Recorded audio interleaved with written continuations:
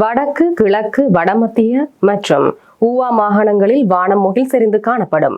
சப்ரகமுக மற்றும் மேல் மாகாணங்களிலும் அத்துடன் காலி, மாத்தறை, கண்டி மற்றும் நுவரெலியா மாவட்டத்திலும் இடைக்கிடையே மழை பெய்யக்கூடும் என சிரேஷ்ட வானிலை அதிகாரி முகமது சாலிஹின் தெரிவித்துள்ளார்.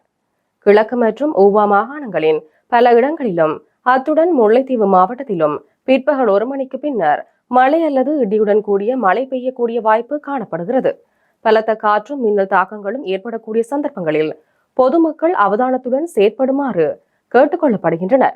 வடக்கு, கிழக்கு, வடமத்திய மற்றும் வடமேல் மாகாணங்களின் சில இடங்களில் அத்துடன் கொழும்பு, கம்பஹா, கம்பாந்தோட்டை மற்றும் மொனராகலை மாவட்டங்களிலும் இன்று அதிகரித்த வெப்பநிலை காணப்படும்.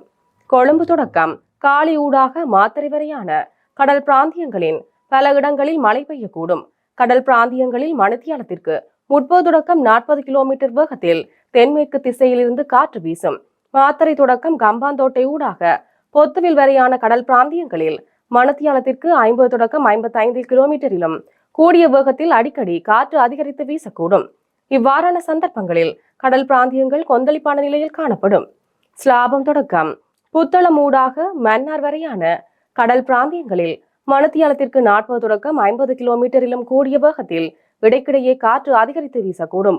இவ்வாறான சந்தர்ப்பங்களில் கடல் பிராந்தியங்கள் ஓரளவு கொந்தளிப்பாக நிலையில் காணப்படும்.